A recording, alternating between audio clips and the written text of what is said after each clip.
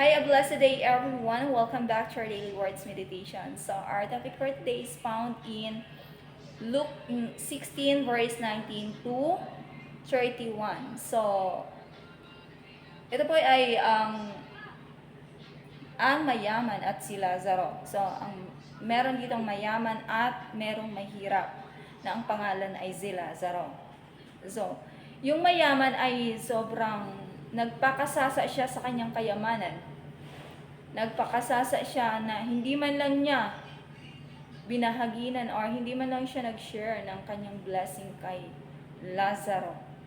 Si Lazaro ay namumulot lang ng pagkain sa hapag na malalaglag, na nalalaglag. Tapos marami siyang sugat na dinidilaan ng aso, ang kanyang sugat. So hindi man lang nahabag yung mayaman na ito. Dumating yung araw na namatay sila parehas. Namatay yung mayaman at namatay din sila. Namatay si Lazaro. At si Lazaro ay nandun sa piling ni Abraham. Sa piling ni Abraham. Sa place of comfort. Kung saan na place of comfort. Kung saan wala nang sakit na nararamdaman. Kumbaga nasa paraiso na siya. So, ang tao kasi may dalawang destinasyon, langit or impyerno. Pag namatay, may dalawang destinasyon, langit or impyerno. So, itong si Lazaro ay napunta doon sa place of blessings. Sa place of blessing. At itong si mayaman napunta doon sa place of torment. Kasi merong bangin doon. Kung babasahin mo yung Luke 16, verse 19 hanggang 31, merong pagitan yung bangin. Merong pagitan yung, sabi dito sa verse 26, higit sa lahat, inilagay sa pagitan natin yung isang malaking bangin upang ang mga narini ay hindi makaparian at ang mga nariyan ay hindi makaparini. So mayroong pagitan sila sa bangin, na bangin. So, tumingala ang mayaman at kanyang natanaw sa malayo si Abraham, kapiling si Lazaro. So, ibig sabihin, nasa taas si Lazaro. So, nasa paraiso siya or sa place of blessing. Tapos, yung mayaman na namatay, nasa place of torment, kung saan pinahihirapan siya doon. Dahil ang akala ng tao, kapag namatay siya, wala nang paghihirap.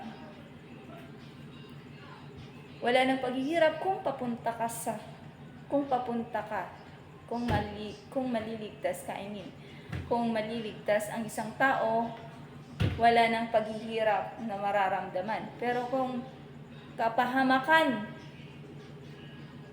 ang kanyang pupuntahan, ang impyerno, doon walang hanggan ang pagdurusa ng isang tao, ng kaluluwa. So itong Hades, nasa Hades kasi sila.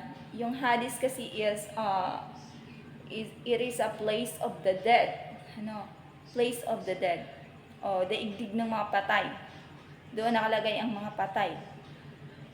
So pero may division siya. A place of blessing and a place of torment. So, ayun.